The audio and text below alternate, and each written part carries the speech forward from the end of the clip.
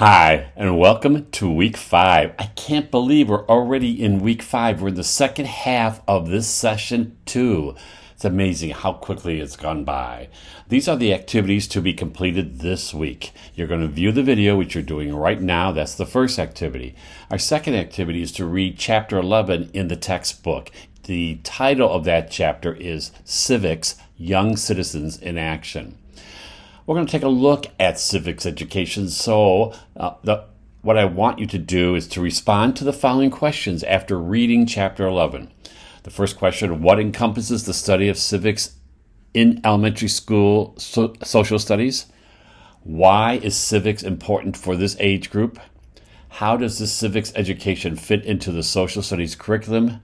And what civic education encounters have you observed in school settings or in your experience or your own education that support the teaching of civics in the elementary school? You're going to post your responses in this Dropbox.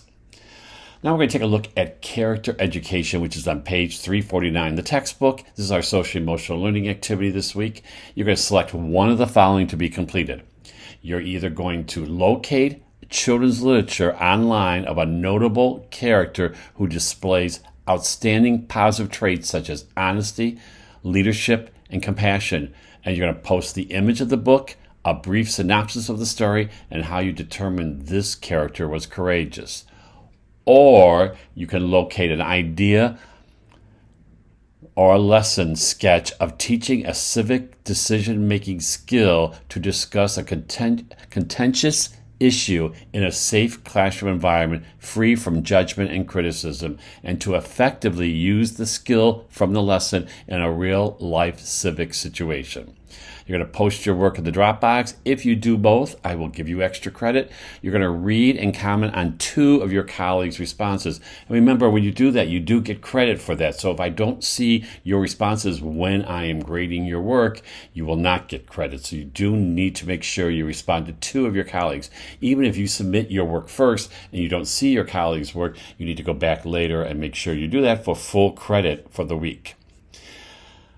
We're also talking about the Constitution this week. So you're going to view the video, what should every teacher know about how and why the Constitution of the United States became the supreme law of the land in 1787.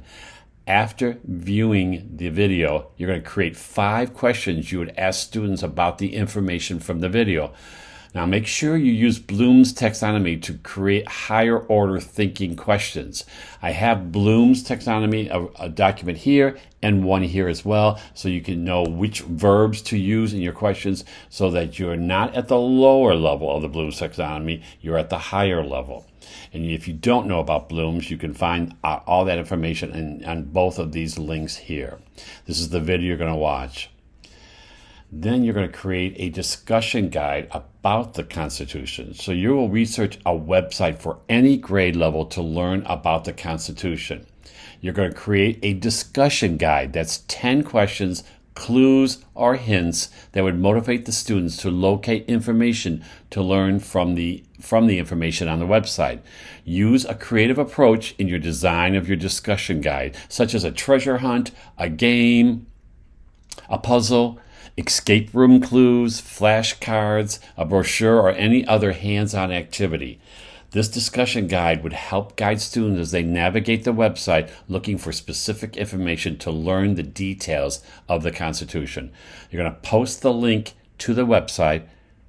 You're going to post the link of the website and your discussion guide in this Dropbox. And you're going to, again, comment on 2 of your colleagues' postings. So these are 2 activities so far that you will need to go back and look for your colleagues' work and post comments about that. Some feedback. Of course, always try to make it as positive, but you can offer some suggestions as well. Our group work this week is about the Constitution. You're going to create a Jamboard visual of your part that you're assigned to. So when you click on this blue link, it should take you right to the Jamboard. It won't for me, so I'm going to take you right there. And in this, you will see which group you're in. It should tell you what group you're in. If you don't, you can always click on the at the very top menu that says, I think it says other, and you can find groups there. And if you click on that, you can see which group you're in. If it doesn't identify you here, it should identify you to the group you're in.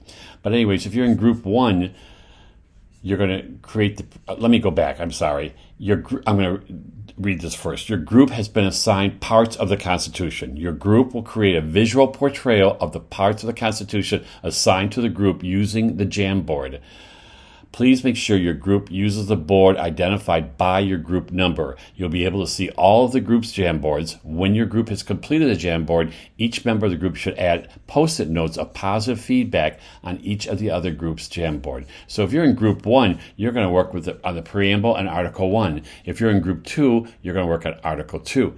If you're in group 3, you're going to work on Article 3. Group 4, Article 4. Group 5, you're going to create the amendments 1 through 10, a visual portrayal of those. Group 6 will create a visual portrayal of amendments 11 through 18, and group 7, amendments 19 through 27. So if you click on this, they're like slides. If you haven't used a Jamboard before, over here are how you can use it. You can add visual, you can add images, you can add sticky notes if you want. You can add text boxes to write about in that. But what you will do is after you're completed yours, you're going to go and look at other groups, and you're going to actually take a sticky note and create feedback or comments about their Jamboard. And if you look here, you can see you'll go through. Group 3 is Article 3. You can move this, you can change this around. It doesn't have to be however you want to creatively display that information, but it tells you that's where your group will be and what information you will need to provide. I'm going to take you back to the week. And I did talk a little bit up here. Mine is under more, but yours may actually be under something else. But check over on the right side. I go to Course Tools, and so maybe yours says Course Tools, and then I have groups here, but yours will look a little bit different. So anyways, check there if you do not know which group you're in. That's one way you can find it. If you can't identify it by taking you to the link taking you to Group 5 work. Some reminders to submit your integrated lesson plan this week in the integrated lesson plan Dropbox. And don't forget that the integrated lesson plan is 2 subject areas. It's social studies integrated with another. It can be English language arts. It can be math. It could be science. Any of those at all. But you do need to integrate 2, and I need to see that. So I'll need to see content standards for both subject areas. If you need the link to the Dropbox, it's right here. Just click on that.